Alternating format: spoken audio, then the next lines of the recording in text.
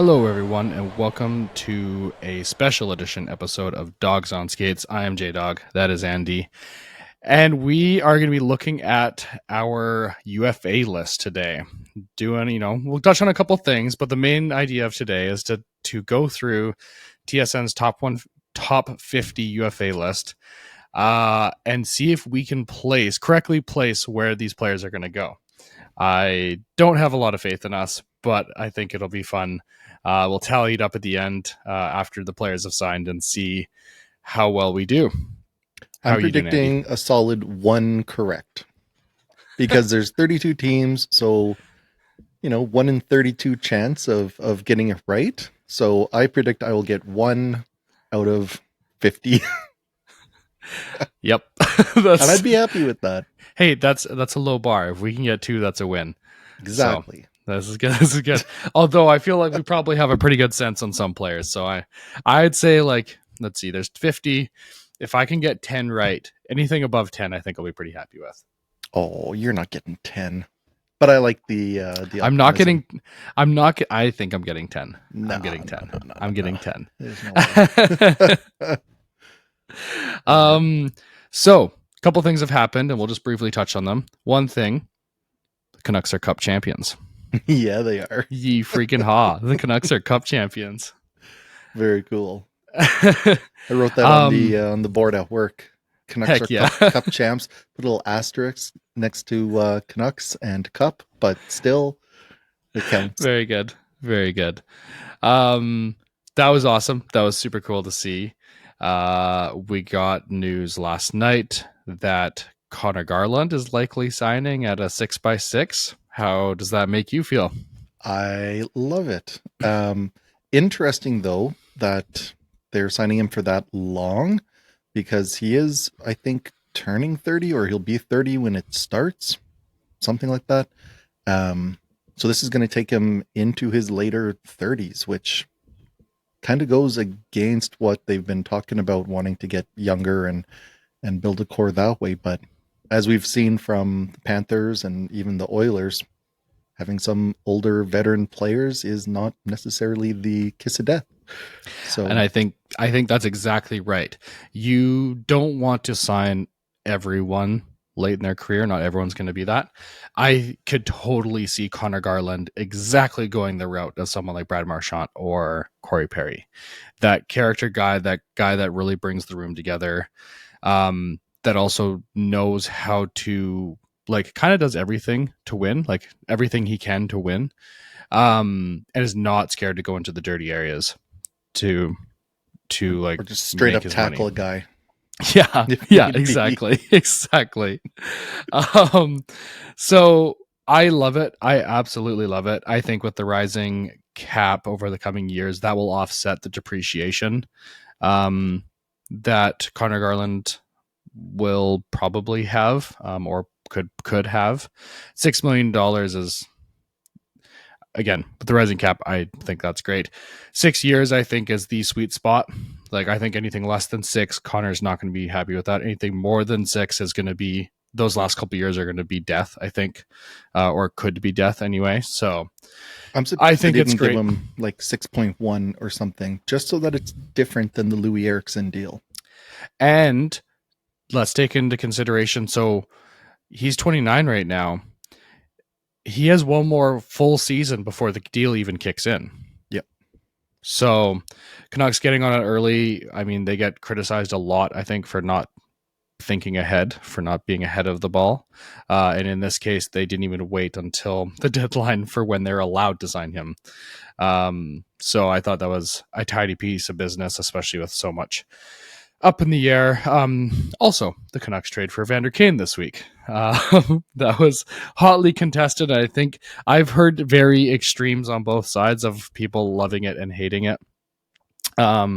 Me and Andy neither of us were fans of Evander Kane prior to this.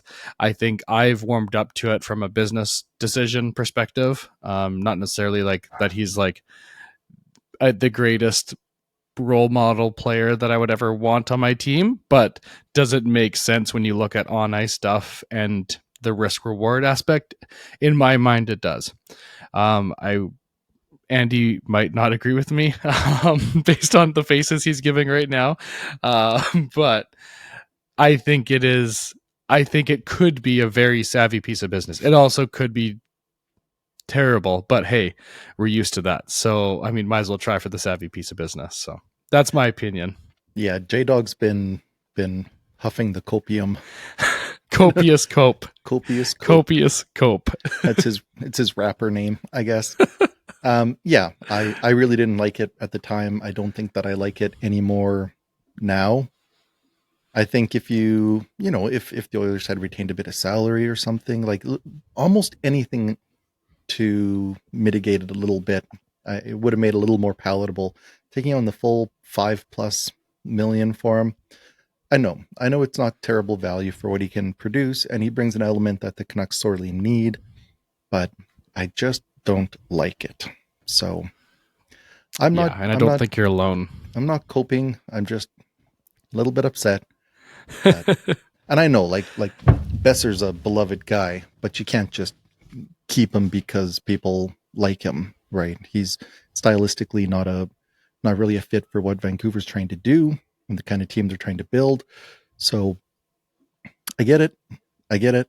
But I don't really want to lean into the villain role. I don't just want to bring in pieces of crap guys because they can help us win. Like I want a team that I can really cheer for and be proud of, and have kind of the moral high ground when it comes to beacon other teams' fans. Lose Yes, that a little bit exactly. now. Yeah. J Dog made a good point. Like I cheered a lot for the 2011 team, and that team had some real dirtbags on it, right? Burroughs, Yeah. Kessler, Lapierre, Rafi Torres. Like there's some unlikable guys on that team. So Yeah. I'm being a little bit hypocritical. Yeah, I don't know. It's not realistic to fill out a team with just character guys and still think that you're going to win anything. So Yeah. I'll get over it. I just Winning heals a lot, and we'll see if they can start doing that this season. Him being able to absolutely maul some Edmonton Oilers this season does make me happy. Like the fact that he can go back there and yeah. So yeah. and he'll be motivated. Oh, So definitely. Oh, definitely. Yeah, and I mean, there's been obviously lots of good PR around him since joining, and people that have dug into his background in Edmonton and have found any like nothing but good things about his time there. Obviously, it's not hard to find other things when you go past before Edmonton. Um, but at the price you paid, I think it's worth a swing at it anyway. So that's Evander Kane. The NHL announced today that they have come to an agreement on a 4-year CBA. So that's awesome. We won't be getting locked out, thank goodness, because it makes really hard to do a hockey show when there's no hockey. So I'm really happy to hear that we got another 4 years of rolling. And lastly, this morning, and this will dovetail nicely into looking at free agents, John Tavares signs a uber team friendly deal, 4 years, 4.38 million. I was shocked that he got signed that low. were I would you? be willing to give him. Oh yes, I was. I thought that he would at least be able to nickel out like 5.5 at least. He led about all of the players that we're about to go into. Let me just double check this, but I believe he led all of the UFAs in goals this season. I have to double check that, but I'm pretty sure he did.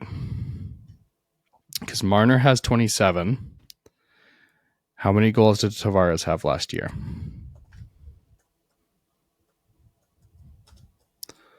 While we look, do you have it there, Andy? No, I don't think it even matters. I'm not surprised he took less. I mean, if he went to the open market, he was going to get a decent payday again. Just name recognition alone at that point gets you a pretty good payday.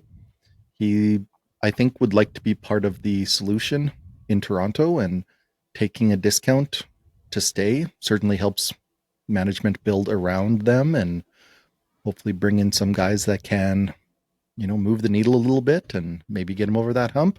It's a necessary thing if you do want to win in a place like that. So I'm not remotely surprised. I'm happy for Toronto fans. It's the kind of thing that I'm always wishing that guys on my team did.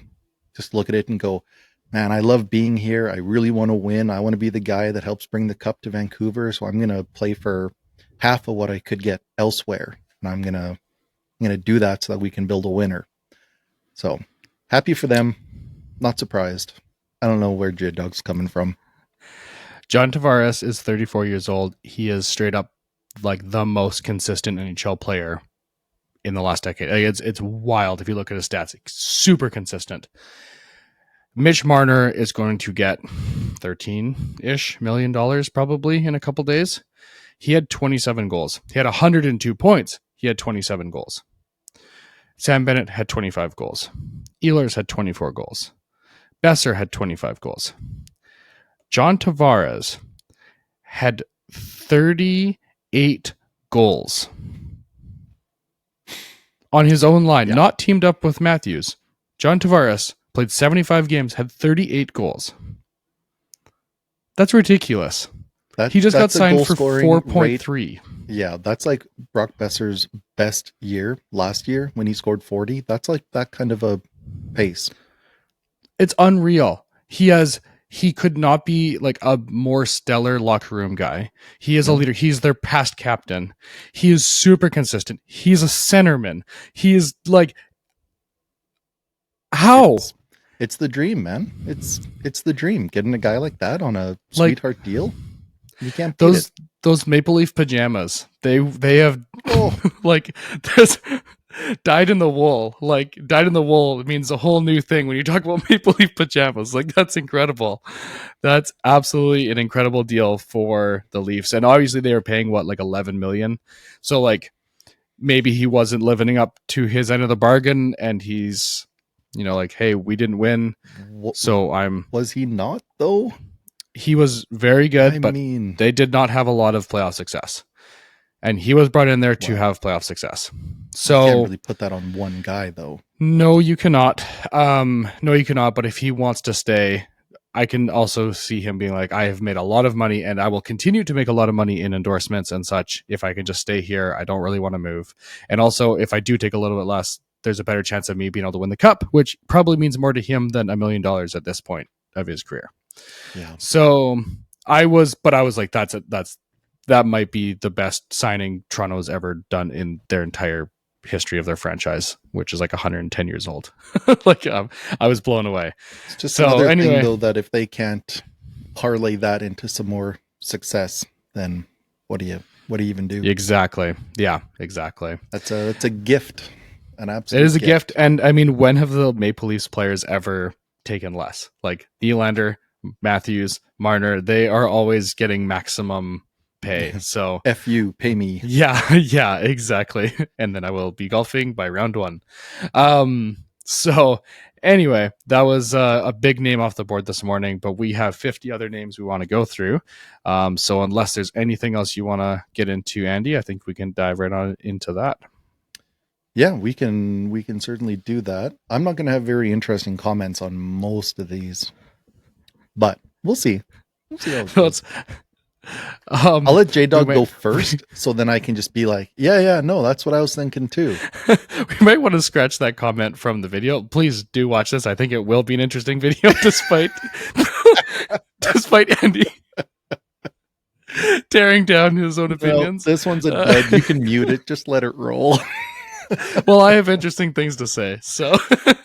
And I'll make fun of J-Dog throughout. So stay tuned. There'll be lots of that. Okay, so at number 1, it's on the top of all the boards, Mitchell Marner. I will let you go first. Where do you see him going? This will be the one that I will voluntarily go first. Well, there's a couple. Actually, the first 3 on the board, I'd be fine with going first. I think it's going to be Mitch Marner to the Ducks. Wow. Okay. I know Yep. they've been rumored. They have a ton of cap space, but you think he wants? I understand. I guess he gets the sunshine and gets away. That's truly getting away from media attention. But oh boy, like I think they'll pay him. They'll overpay him. I wouldn't be surprised to see a 14 there. yeah, Um, and they just moved out Zegers, so I think yeah. they're looking for a little razzmatazz. Wow, So that's yeah, here, Mitchell Marner. I know you didn't like. I know he didn't like Babcock. How do you like Joe Quenville? yeah. I don't know. I could just see Mitch Marner getting lured in by the biggest payday that's yeah, shown to him, and and my the guess is sunshine. that that's a place like the Ducks. Yeah. Disney World's right there. Yeah.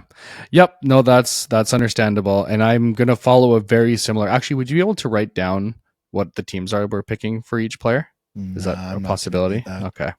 That's a headache. Okay. I'll listen to it Okay. back later and do it. Okay. Sounds good. Sounds good. Um, Mitchell Marner, I'm gonna follow very much down the same track. Um, I was very much thinking the LA Kings originally. Which is obviously that's like across across the road basically from where Anaheim plays. Um, but I think it's going to be the Vegas Golden Knights. I think they are the team that is always trying to bring in the next big dog. I know Marner has made it known through sources or through agents that he wants to go west. And I could see Vegas, and they've been already doing lots of moves to clear different things. So I can see Mitch Marner going to Vegas. Makes a lot of sense. And I think it's also it's a bit of a cop out pick, if I'm going to be honest. I mean, finding Vegas? the biggest name free agent and then saying they're going to go to Vegas, it's like, yeah, I there's a think good I think chance. that makes so much sense though. It Yep. makes so much sense. And like LA would be the other team I'd be looking at. But I think Vegas. I I think LA doesn't have that superstar power because I think Marner doesn't want to just keep losing. And I think that the playing with Eichel and Stone idea sounds real fun. Maybe a bit Yeah, like there is really good players in LA, but they lack that true like superstar talent. I think. that's fair. Sam Bennett. Do you have a hunch? Yeah, Sam Bennett's going to stay in Florida. That is the correct answer. I agree. Staying in Florida. Brad Marchand. I could see the same thing, actually. So you're going Um, Florida. I'm going to go Florida with Marchand as well. I'm going Florida as well. Nikolai Ehlers. Okay, well, Nick Ehlers was kind of my wish list for Vancouver to replace Brock Besser. The more I hear, the more it sounds like he doesn't want to come west. He'd rather stay in the east. He's actually in the West right now with the Jets, I but he might want to go guess East. Yeah. he's like central. Yeah. Um, but yeah, I think he wants to go. He wants to go east. I could see a team like Carolina taking a run because they lost Rantanen. Yep. I don't know if he's a fit there, but I don't know. I don't have a better thought than that. Okay. So you're going Carolina. That was the name I was going to go with. Since you took it, I will go with a backup name. I'm going to go with the Tampa Bay Lightning. Again, just another guy that I think would really fit that vibe and could potentially be gotten for less due to potentially something to do with a no tax state. And And you know, I don't rule out Winnipeg there either. I don't mhm. think it's likely, but he told them yesterday that he's going to free agency. So I would have to think that that's done. well, he's gonna listen, But right? like, how often do guys listen and then go back to their team? It That's happens. It to happens for okay. sure. The other thing I would say is Nikolai Ehlers has never gotten an opportunity in Winnipeg. No matter how good he plays, they're like, you will remain on bottom, second, or third lines. And I think that if he goes somewhere else, I think he could definitely get an opportunity to play higher up in the lineup, which I think is something he's wanted based on things that have come out over the years. It's been a lot of years now, so but we'll see. Fair enough. Aaron Ekblad. I heard Utah being an idea to play with Sergachev, but I don't know. All right, is that your prediction? My prediction is Florida. Yeah. Yeah. I could see it. I could see them keeping kind of their big three. I don't want to copy you though, so I'm gonna say the Rangers. A Trouba replacement. Yeah, that makes a lot of sense. I don't know if he would go there after going from one of the best organizations to one of the maybe like worst run organizations, but I understand I could see him doing very, very well there, and I could definitely see them wanting him for sure. Yeah. So that's a really good shout. I never thought of that. I think like when you have player and team both wanting to get done, I think it's nearly foregone conclusion that they'll get done in some way, shape, or form, but you never know. Never know. All right, so I think we're out of the big three, Florida. We're out of the big top, Toronto. We're on number 6, Vladislav Gavrikov, formerly from the LA Kings, 29 years old, left shot defenseman. I don't have any big feelings about this. How about you? I'm gonna say the Winnipeg Jets. The Jets. I think he could slot in perfectly to the type of defense that they play there. He's a big defenseman, and just kind of like, he's not like a huge name, but someone I can see the Jets targeting to stay big and beefy on their back end. Could be. I'm gonna go with the Red Wings. Whoa, yeah, it's not. I it's could totally not see even that. an original thought. This no, is okay. I hadn't heard of it. This is me just piggybacking off of something that I heard. Yeah, I think he's gonna get paid though. I don't think it's gonna be good value for whoever signs him though. Yeah, I'm not as big a fan. Fair. Yeah. Ian Provorov. I know there was a lot to talk about him wanting to stay in Columbus and then not actually making a deal. Looking now that he very well might go. Do you have a hunch here? So I'm going to cheat a little bit, and I'm going to have kind of like a mold of a player, and I'm just going to choose a number of kind of the same sort of guy, go into the same place, and assuming that one of them's going to hit. Smart. So I'm going to go with the New York Rangers. Yep, I can see it. And going from small club to big fan base club, yeah, that could make a lot of sense. Yeah, I also didn't have like much of a hunch on this one. Being that this morning, also big news, Noah Dobson got traded to the Montreal Canadiens. That was a whopping trade. I'm going to say Ian Provorov to the Islanders. Help refill that defense core a little bit. Next, number 8, we have Brock Besser. I have a name. And I've been saying it since before the trade deadline. And no, it is not his hometown, the Minnesota Wild. Then you're wrong. It is their counterpart, the Colorado Avalanche. I think his ability to be able to play with Nathan MacKinnon and be incredible, I think would be like, even if they sign him to a short-term deal, like I think he could do so incredibly well there, and I think he knows it. Nathan MacKinnon is really good at moving around, opening up space, and feeding a guy, i.e. Rantanen when he was there, to just pot a whole ton of goals. And I could see Brock Besser thriving in that environment. So I'm going to go Colorado, and obviously Minnesota's probably your choice. That is the common answer, but I love the Colorado pick. I think Besser would feast in Colorado, and if he really wants to win, that would be the place to do it, right? Yeah. Maybe you make a little less money than you would going to Minnesota, but your opportunity to win would just be would be so much higher. I love that pick. I think I would rather see him in Colorado so that he would theoretically have more success. Hmm. But he just seems like such a family guy that he might just value that so much that he might just want to go to Mini and just play it out there. And if he can help them win, great. So Yeah. I'm going to go with Minnesota, but I love the Colorado pick there. And I wonder too if he looks at Mini as more a little bit later in his career. He's 28, I think, right now. So do a 2-3 year deal with Colorado, and then maybe look to go home or something after that. But I also think he knows he needs a play driving centerman. Everyone knows he needs a play driving centerman to be successful.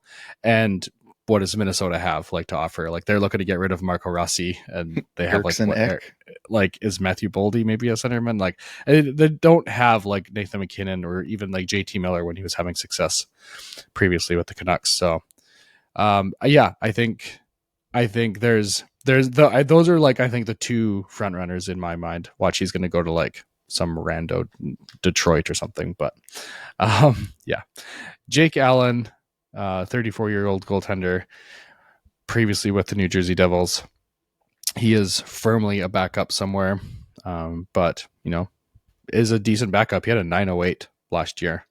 I So mean, he that's might pretty darn not be a good. backup in a place like Edmonton, but we did just hear that Edmonton's not really looking to change their goaltending situation, which I'm is so happy to hear that. that's an So happy to interesting hear that. choice. Like It's I know the Oilers can score their way out of trouble for the most part, but you got to look at the fact that you're going on these deep playoff runs, taking the back-to-back champs to 6-7 games. Get a goalie that can maybe steal you a game or two like, in I a don't think series. Stan's watching the games. He's just checking like box scores afterwards. I don't know if he's like playing Sudoku on his phone or something, Sorry, but who's this? Stan Bowman. Oh, yeah, yeah. I don't know, like, what do you like, because he's coming out saying, like, last year he was asked, hey, do you need a goaltenders? He's like, no, we have great goaltenders. I don't know what everyone's talking about. We skipped to playoffs and everyone's like, you're playing Pickard multiple times in the, I don't think okay, and they got blown out. Okay, so Stan, time to upgrade your goaltenders? No, we have great. What are No, you we're good. talking about? Like, what are you talking about? Just because it hasn't worked yet doesn't mean it's not Yeah. just about to work. We've been to 2 Stanley Cup finals. Yeah, and why do you keep losing? Have you watched the games, sir? I think that's it. Like, I don't think you need, the $10 million Vesna caliber goaltender to win anymore if you can score enough and you have solid defense. But you need at least average goaltending. I feel like that comment alone will chase McDavid out of town. Like, what the heck? Jeez. Yeah. I don't get it. But yeah, anyway, back to Jake Allen.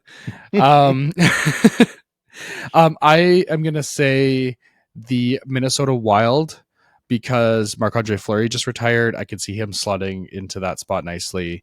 Gustafsson has already kind of taken the lead spot there, so I could see Minnesota Wild slotting nicely. Interesting.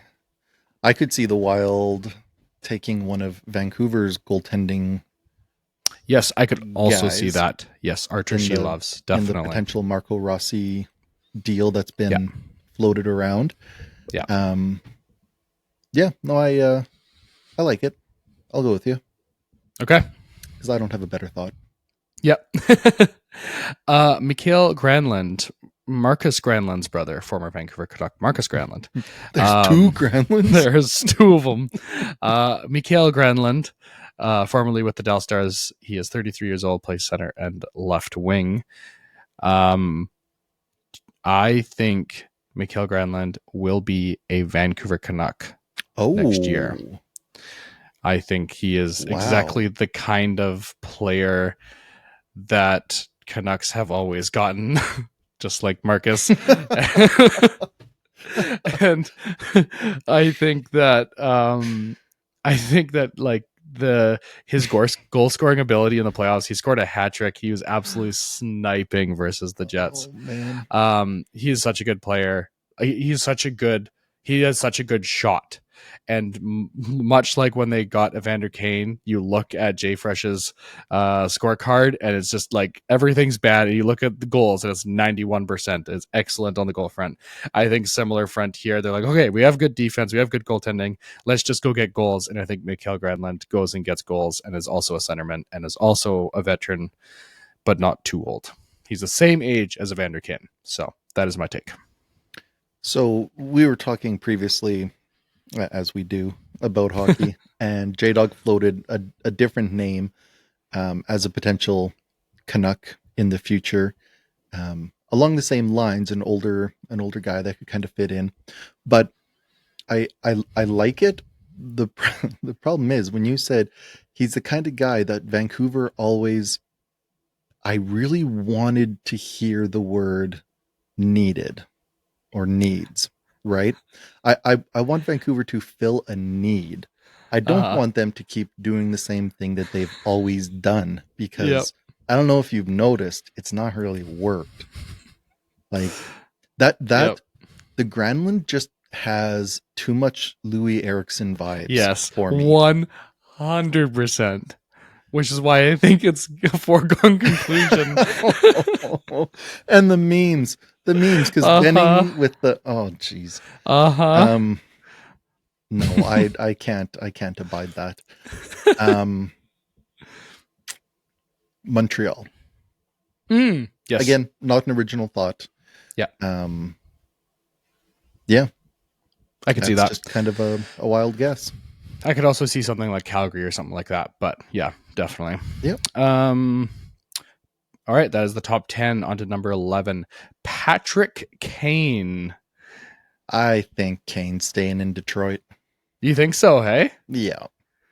I disagree. I think he is done being irrelevant in Detroit and is ready to team up with his old friends, i.e., Jonathan Toews, i.e., the Winnipeg Jets. I think Patrick Kane goes to the Jets, reunites with Jonathan Toews, and old things become new in Winnipeg. Oh, gross. So I'm going with the Winnipeg Jets. Maybe the next hateable team to start cheering against. We'll see. Next we have Dmitry Orlov. He had a very, very, very tough end to his season with some plays that directly continued to end up in the back of his own team's net, which is not their best way to go into free agency, but he is a long-standing tenured veteran defenseman that is only 33 somehow. Feels like he's been in the league forever, like absolutely forever. But yeah, do you have any hunches there? The New York Rangers. Listen, they're gonna add a defenseman. They're gonna. Yep. I'm gonna get one of these. Fair. That's fair. I'm gonna say that he's gonna stay in Carolina. Really, despite the difficult end you just referenced. I think that's the very reason. I don't think there's a bag waiting for him there, and I think Carolina knows that he isn't just that. I don't think other teams know that, so I'm going to say he stays in Carolina. Also, a pretty solid team in a pretty awesome hockey market to play in. So, yeah.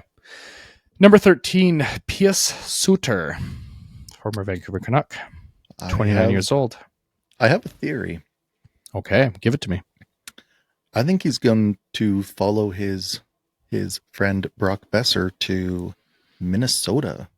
Oh. And he's going to replace Marco Rossi. Okay. When Marco Rossi comes to Vancouver. That's fascinating. Yep. That's really fascinating. Do you think if a trade happens for Marco Rossi that they either just put his trade rights in there or do a sign-in trade with him to just ensure that Suter actually does refill that spot? No. It's a couple of days. I don't think it really matters. But would Minnesota need the assurance that they're going to get him in order to make the trade is the question. No, I don't think Suter is a linchpin in their plans moving forward. I think there's other guys that could fill that role. I could see it though. I mean, if they did want that assurance or wanted to have a chance at getting him signed prior to other teams being able to get in there, I mean, why not, right? Vancouver's not really going to ask for a bunch more to include the rights to Suter. Maybe that just gets it over the line if it's close. Yeah. Yeah, totally agree. Man, or stays in Vancouver. Yeah. That's That's also my very other possible. thought with Suter. Yeah. I really like your Minnesota take. Like, I think that's really on the money there. I'll go elsewhere to try and be original. I'm between like Ottawa and Washington. I'm gonna go Ottawa for Pia Suter. I'm gonna go Ottawa. Okay. Not much of a reason other than I just think he could help those teams. Dallas was very much someone I was thinking he would be a really good fit for, but I don't think they have the cap space for the payday he's looking to get. So, yeah. and it would be like, and we're not really looking at cap space for the teams, like to check to make sure, everything fits, because it's so easy for these teams to just move things to make room. But Dallas is so up against it. And I think they've already done a lot of moves that I don't think that's as likely. All right. Number 14, Dante Fabro, right shot defenseman, the rare right shot defenseman, 27 years old, in his prime, formerly with the Columbus Blue Jackets.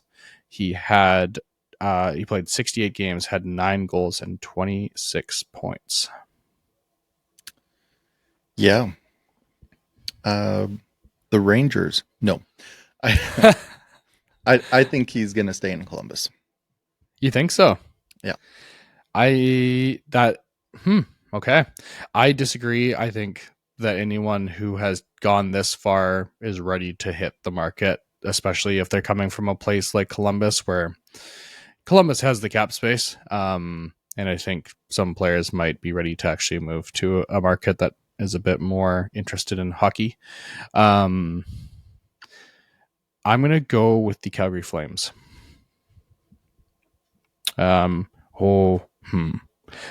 Scratch that. I'm going to go. But that's, I'm torn. So Buffalo really needs right shot defensemen really badly. And I know a lot of teams do, but they really need right shot defensemen. And I could see him fitting there so well. Buffalo would have to pay him so much to go from Columbus to the Sabres. Like, so much. For that reason, I'm going to stick with the Calgary Flames, but I think Buffalo would be a good fit. You think the Flames are that much more desirable than the Sabres? I mean, I know the Sabres are bad, but definitely. Sabres are the worst run organization in the league, bar none, right now. There's a big difference between the team that missed by a point and the team that hasn't been in 14 years. So, yeah. Fair enough. And they just traded JJ Peterka for, two guys that are good, but not quite the same superstar level back necessarily, not at this point. So yeah, I like that deal for the Sabres, but like I told J-Dog, it's just funny because the Sabres will get those two guys, they'll become really good for the Sabres, and then they won't be able to keep them, and they'll trade them away for other young guys that will be good, but that they won't then be able to keep because they're just a farm team. Why don't they just move down a level? That's Buffalo. They're really good. They're a really good farm team. Yeah. They're the NHL farm team. They farm for everybody. That used to be the Panthers for the Canucks. Yeah. I don't know if you recall that, but yeah. Totally. Boy, tables sure turned on that one, didn't they? The Flames were for a while too. Yeah, no kidding. Okay. Nate Schmidt, Stanley Cup champion and Stanley Cup champion Nate Schmidt. 33 years old, left shot defenseman. Yeah, I know Florida probably has some interest in bringing him back for the right price. I think he'll be looking to get a bit more of a payday, parlay his cup win into something. I don't know where, though. I'm just going to say LA. And that is for zero reason in particular. Well, I am right there with you. I'm going to say the Ducks. Okay. Yeah. I'm going to say the Ducks. Just makes sense. They've got cap space. I think he's the type of defenseman that kind of fits with the vibe they've got going on there. I don't know if he's a big enough piece of crap for the Ducks. I mean, he just won with the Panthers, and anyone who calls himself a Panther the Stanley Cup champion this year, I don't think they're not a piece of crap. Oh, that's fair. I got that Panther um, stink on him. yeah, that's right. That's right. So maybe he's not a piece of crap, but it's he's rubbed shoulders with enough pieces of crap this past year and won with the pieces of crap that he is in part a piece of crap. Okay, number 16, Ryan Lindgren, defenseman for Colorado. Don't say the Rangers because he just left there and it didn't go super great. So I can say the Rangers if I want to. Um, you got a thought on this? Not much. I'm going to say he stays in Colorado.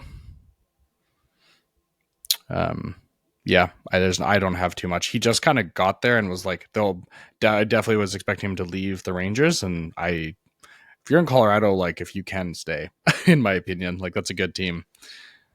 Yeah. Yeah, I think he probably has to take a bit of a discount if he's going to stay in Colorado. Yeah. Probably be a good move for him though. Yeah.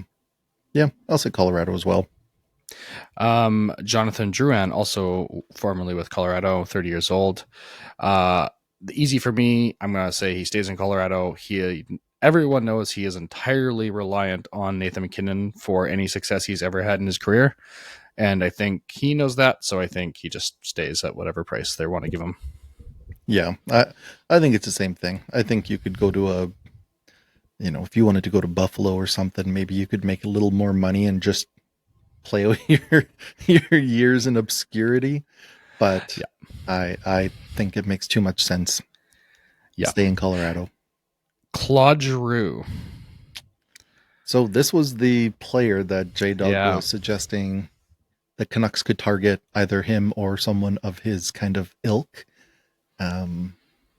which I really don't hate, depending on the price tag it comes at, assuming, of course, that a deal for a guy like Rossi doesn't pan out. Correct. Having a guy like Giroux down the middle behind Petey, I like it quite a bit.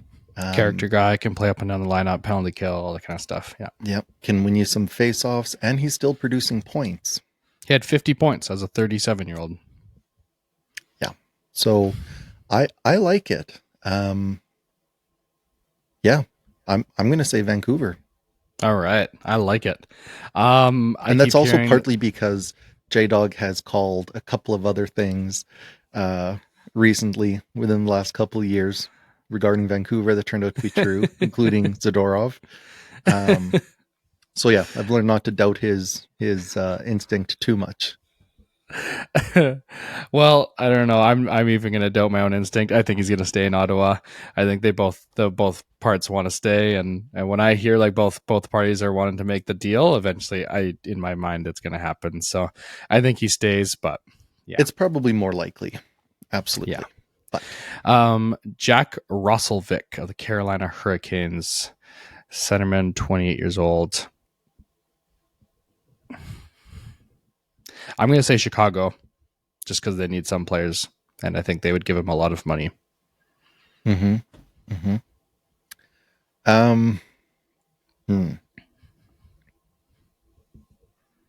Well, I will go with the Ducks. Yeah, that's sounds like it's along the right line. Yeah. Corey Perry at number 20, 40-year-old, formerly with the Edmonton Oilers. Do you think he stays? Do you think he goes?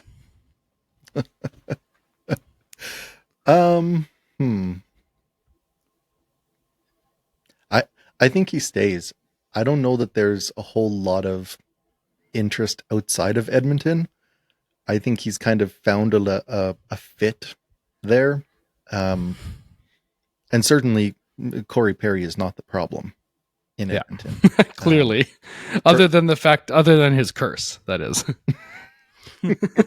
Which is remarkable. For anybody who doesn't know what J-Dog's referring to, he's been in the Stanley Cup final 5 times in the last 6 years and has lost every time. Which, I mean, is both a blessing and a curse. Because, I mean, you can go with Joe McGinley, who just lost every time and most times didn't make the Stanley Cup final. But that's to get so close every single time. Like that's a Yeah. special curse. Yeah. I think he stays in Edmonton. I think Yeah. there's so much value for the Oilers in Perry, and yeah, I don't think teams are climbing over themselves to pay a 40-plus-year-old player to come play for them when it's going to I be an unknown. Edmonton knows what they have in Perry. They know the fit. Anywhere else, you're guessing. So I think yeah. that's Edmonton for sure. I agree. I think he also stays in Edmonton. John Klingberg, I'm just gonna go say the Blackhawks or Ducks. I'm gonna go Blackhawks. Yeah, I think Edmonton realized that he's just not good enough of a defenseman to play in big games. And it was like between him and Stetcher. So not great options in the Stanley Cup final to have to go to. But I feel like we've hit number 21 here. Klingberg's number 21 on the list. And I feel like we're running out of steam. You know, I feel like the UFA class, we're kind of scraping the bottom of the barrel yep. already at Yep. 21. Like I have no interest in Klingberg Yeah. at all. Yep. Yeah. Flip a coin, pick a team. Oh,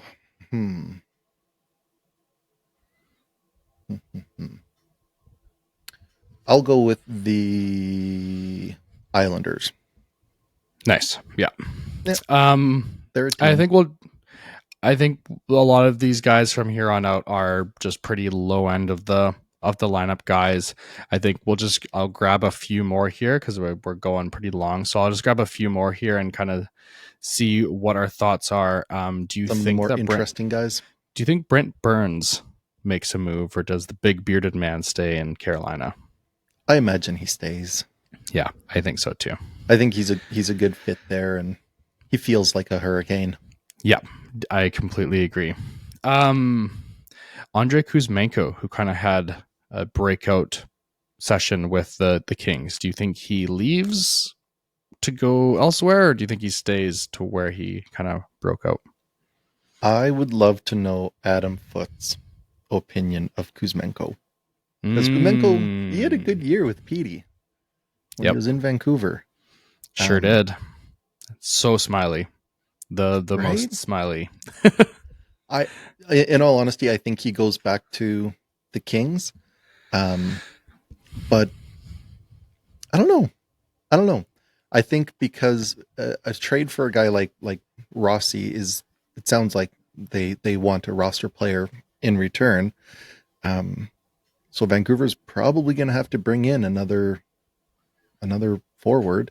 Right. So why not? Why not Kuzmenko? So what the I heck? am completely on board for it. I watched the Luongo ceremony night. I got to be in attendance for that one, and he absolutely danced like 3 Panthers and went top shelf, like right in front of me. It was unreal. So And that will he's always such stay in good my memory. vibes, He right? sure is. He and Petey, they work together. It could be But our locker room is already so it's happy good. and friendly. So and, good. Yeah. Yeah. Last thing we need is more good vibes. Yeah, definitely. Max Pacioretty, he had a pretty impactful role with the Leafs in the playoffs. Also a guy that came onto the team and was like, hey, I'm not going to be able to score goals for this team and like be an impact player that way. So how can I help this team out? Well, no one really seems to be playing like big guy role, so let me go and like make big hits throughout the year and in the playoffs. And that's exactly what he did. He's like, I just see a role and I'm going to fill it. And then also I'll pot really huge goals in the playoffs and get my team through the first round relatively easily.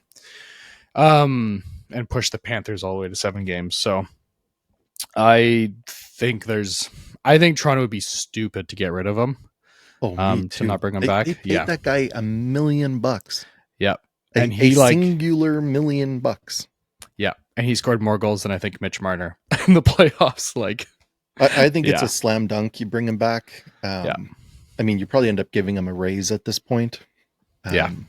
But I And think you just yeah. you give him whatever you're planning to give John Tavares. You give him the rest of that. Well, that's just it. I mean, Tavares is making so much less than he was previously. You give some of that excess to Pacioretty, you're still paying less for the pair of them than you were. Yeah, It's a exactly. beautiful situation, and I think they'd be nuts to let him walk. And I really think any guy that was a captain on another team, I think there's value in that, I totally agree. right? Yeah. So And him and JT seemed to really connect last year. Like JT didn't really have another old man with him on the team in the same way. And I feel like Max is like the perfect old man. And there were like very much reports coming out like, yeah, those two definitely like hang out a lot. It's like really cool. So yeah, I love that. it's like when I joined my softball team, there was one other guy my age and then a whole bunch of young people. And I'm like, thank goodness, right? I'm not just the token old guy on the team. So I like it. Totally. Okay. And lastly, we will finish it off with Chris Tanev's brother, Brandon Tanev, formerly with the Winnipeg Jets, 33 years old, left shot forward, had 10 goals, 22 points in 79 games, made 1 point, or he's projected to get 1.5 this year. I clicked on his name and I saw his picture. The face, yeah. That's fantastic. Wow, where's Tanev gonna go?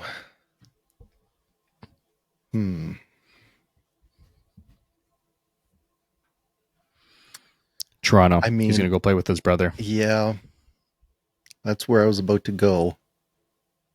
And it makes sense. I mean, he's a gritty guy. He's gonna play his heart out for you.